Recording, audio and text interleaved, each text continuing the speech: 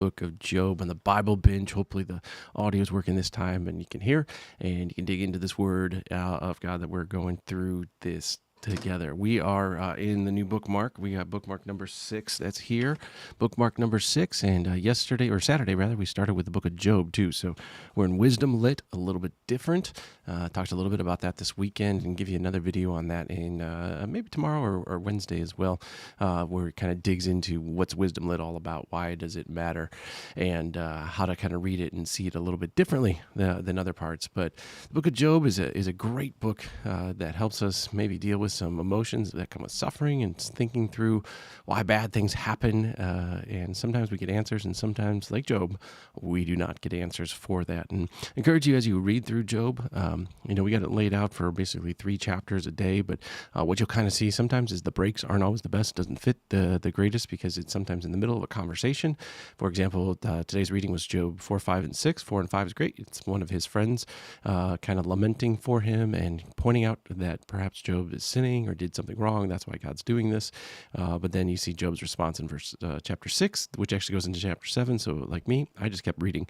I'd encourage you to kind of maybe keep it together. You can follow it however you want, but encourage you to be in that word so that word is in you as well. Now, I'm just going to make sure that the audio is going here this morning correctly, because it gets kind of frustrating sometimes when these things go. You can't always understand them. Let me see, make sure it's working here. Captions are auto-generated. Let's see, we're going. Are we working? All right, there we go. So you can't, it's hard. Yep. All right, so it's working. All right, so all that to say is, as we get in the book of Job, what I pray for you as you journey through this, that you'll see Job being really honest with God and not hiding his emotions, not trying to pretend everything's, hey, hunky-dory, everything's great, but being raw and real with God, and God never faults him for that. God never, says, you can't be that way with me. He actually, as we'll see, applauds Job for some of his ways of approaching, and actually criticizes his friends for some of the ways they're kind of viewing God. And so helpful book, one of the oldest books in the Bible, written sometime during the time period, or the events happening during the time period of the patriarchs, Abraham, Isaac, Jacob, that we hear about in the book of Genesis. So an old book, but yet nothing new under the sun for what Job goes through as he wrestles with suffering and how to respond to that suffering in a helpful and a hopeful way. Here's a Bible project overview. If you want that Bible project, we handed out the this weekend in your bulletin was the Job overview. Gives you kind of and I think it's actually really helpful. This one especially, as you kind of think about the different sections of the book of Job, especially the poetic sections in the middle. You've got narrative on both sides, but in the middle there's a bunch of poetry, and you'll see Job's response, his friend's response. Job's response many times are prayers. It's like he responds to his friends, but he's also talking to God in the same time, which is maybe some helpful ways to kind of think about how we respond to suffering and to hardship in the midst of this world. So without further ado, I'm going to give you the Bible Project video, and then we'll come back on the backside. Book of Job. It's a profound and very unique book in the Bible for lots of reasons. The story is set in a very obscure land that's far away from Israel, Uz. The main character, Job, he's not even an Israelite, and the author, who's anonymous, doesn't even set the story in any clear period of ancient history. This all seems intentional, though. It's like the author doesn't want us to be distracted by historical questions, but rather to focus simply on the story of Job and on the questions raised by his experience of suffering. The book of Job has a very clear literary design. It opens and closes with a short narrative prologue and then an epilogue. And then the central body of the book is dense Hebrew poetry, representing conversations between Job and 4 dialogue partners called the Friends. These conversations are then concluded by a series of poetic speeches given by God to Job. Let's dive in and we'll just see how it works together. The prologue introduces us to Job, and we're told that he's a blameless, upright man who honors God. He's a super good guy. And then all of a sudden, we're transported into the heavenly realms, and God is holding court with his staff team. It's a very common image in the Old Testament describing how God runs the world. And among the heavenly beings is a figure called the Satan, which in Hebrew means the accuser or the prosecutor. And it's like we're watching a court scene. God presents Job as a truly righteous man, and then the accuser challenges God's policy of rewarding righteous people like Job. He says, the only reason Job obeys you is because you bless him with prosperity. Let Job suffer, then we'll see how righteous he actually is. And then God agrees to let the accuser inflict suffering on Job. Now, it's at this point in the story that most of us go, what? Why did God do that? And then we assume that this book is going to answer that question, why God allows good people to suffer. But as you read on, the book doesn't answer that question. Nothing in the book ever answers that question. The prologue is setting up the real questions this book is trying to get at. Questions about God's justice and whether God operates the universe according to the strict principle of justice. And the response to those questions comes as you read through to the end of the book, not at the beginning. The ultimate reason for Job's suffering is simply never revealed. So the prologue concludes with a suffering and bewildered Job who's rebuked by his wife, and he's approached by three friends who are going to try and provide wisdom and counsel. Their names are Eliphaz, the Temanite, Bildad, the Shuhite, and Zophar, the Naamathite. They're all non-Israelites like Job. And they represent the best of ancient Near Eastern thinking about God and suffering and the human condition, and this moves us into the main part of the book. First, Job speaks. And this is how this section of the book works. First, Job is going to speak, and then they'll follow a response from a friend. Then Job will respond to that friend. Then another friend will respond to Job's response, and so on back and forth for 3 cycles. And this whole debate is focused on 3 questions. Is God truly just in character? And does God run the universe on the strict principle of justice? And if so, then how is Job's suffering to be explained? As we're going to see, Job and the friends, they're working from a huge assumption about what God's justice ought to look like in the world. Namely, that every single thing that happens in the universe should operate according to the strict principle of justice. So if you're a wise, good person and you honor God, good things will happen to you. God will reward you. But if you're evil and stupid and do sinful things, bad things will happen to you. God will punish you. Now, Job's constant argument throughout his speeches is this. First of all, that he's innocent, and so the implication of that is that his suffering is not a divine punishment. Now we know from the prologue, both of these things are true. Remember, God himself said, Job is righteous and blameless. And so Job concludes his argument by accusing God. God either doesn't run the world according to justice, or even worse, God himself is simply unjust. The friends, on the other hand, they beg to differ. Their argument is that God is just. The implication being that God always runs the world according to justice in this way. And so they conclude by accusing not God, but Job. Job must have done something really, really bad for God to punish him like this. They even start making up possible sins that Job must have committed. Job protests to all of this. In fact, he gets so fed up with the friends that he eventually just gives up on them. He takes up his case directly with God.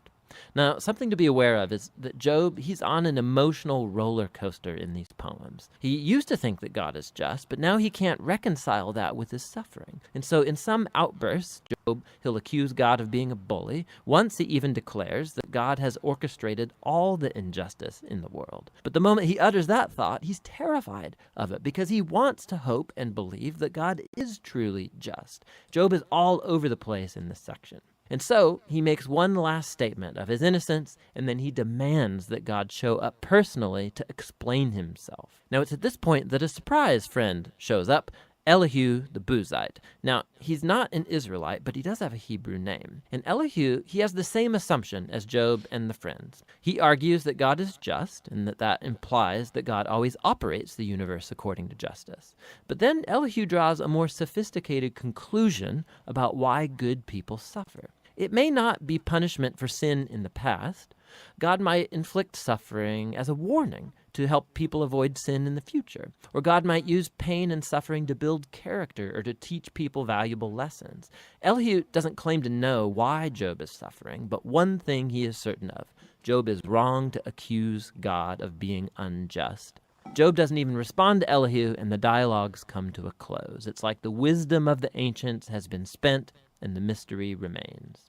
And then, all of a sudden, God shows up in a whirlwind, and he responds to Job personally. He first responds to Job's accusation that he's unjust and incompetent at running the universe. So God takes Job on a virtual tour of the universe, and he starts asking him all these questions about the order and origins of the cosmos. Was Job ever around when God architected the earth or organized the constellations? Has Job ever commanded the sunrise or controlled the weather? God has his eyes on all of these cosmic details that Job has never even conceived of. Then God starts going into detail describing the grazing habits of mountain goats and how deer give birth, or the feeding patterns of lions and wild donkeys. What's the point of all this? Remember the assumption of Job and his friends about what it looks like for God to run the world according to justice. Underneath that assumption is a deeper one, that Job and his friends have a wide enough perspective on life to make such a claim about how God ought to run the world. And God's response with this virtual tour, it deconstructs all of these assumptions. It first of all shows that the universe is a vast, complex place, and that God has his eyes on all of it, every detail. Job, on the other hand, has only the small horizon of his life experience to draw from. His view of the world is very limited. And so what looks like divine injustice, from Job's point of view, needs to be seen in an infinitely larger context. Job is simply not in a position to make such a huge accusation about God. After the virtual tour, God asks Job if he would like to micromanage the world for a day, according to the strict principle of justice that Job and his friends assume, punishing every evil deed of every person at every moment with precise retribution. The fact is that carrying out justice in a world like ours, it's extremely complex. It's never black and white, like Job and the friends seem to think. Which leads to God's last point. He starts describing these two fantastic creatures, Behemoth and Leviathan, which some people think are poetic depictions of a hippo and a crocodile, but more likely they refer to well-known creatures from ancient Near Eastern mythology that are used elsewhere in the Bible as symbols of the disorder and danger that exist in God's good world. These creatures, they're not evil. God's actually quite proud of them, but they're not safe either. The point is that God's world is amazing and very good, but it's not perfect or always safe. God's world has order and beauty, but it's also wild and sometimes dangerous, just like these two fantastic creatures. And so we come back to the big question of Job's suffering. Why is there suffering in God's world? Whether it's from earthquakes or wild animals or from other humans, God doesn't explain why. What he says is that we live in an extremely complex, amazing world that at this stage, at least, is not designed to prevent suffering. And that's God's response. Job challenged God's justice. God responds that Job doesn't have sufficient knowledge about our universe to make such a claim. Job demanded a full explanation from God, and what God asked Job for is trust in his wisdom and character. And so, Job responds with humility and repentance. He apologizes for accusing God, and he acknowledges that he's overstepped his bounds. Then all of a sudden, the book concludes with a short epilogue. First, God says that the friends were wrong, that their ideas about God's justice were just too simple, not true to the complexity of the world or God's wisdom. And then God says that Job has spoken rightly about him. Now, this is surprising because it can't apply to everything Job said. I mean, we know Job drew hasty and wrong conclusions, but God still approves of Job's wrestling, how Job came honestly before God with all of his emotion and pain and simply wanted to talk to God himself. And God says that's the right way to process through all of this, through the struggle of prayer. The book concludes with Job having his health, his family, his wealth all restored, not as a reward for good behavior, but simply as a generous gift from God, and that's the end of the book. So the book of Job, it doesn't unlock the puzzle of why bad things happen to good people. Rather, it does invite us to trust God's wisdom when we do encounter suffering, rather than try and figure out the reasons for it. When we search for reasons, we tend to either simplify God like the friends, or like Job, accuse God, but based on limited evidence. And so the book is inviting us to honestly bring our pain and our grief to God, and to trust that God actually cares and that he knows what he's doing. And that's what the book of Job is all about.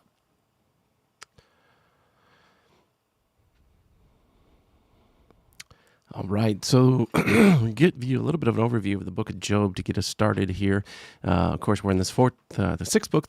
There we go, get it up. The sixth bookmark. So we get into Job, and as I said, as we read Job, we got it guided there for you for every 3 chapters or so for each day. But you might want to change it up a little bit because of how the paragraphs are kind of broke, or rather the responses of each individual sometimes go more than 2 chapters, and you might want to go a little further or a little less each day to kind of keep the thought process together.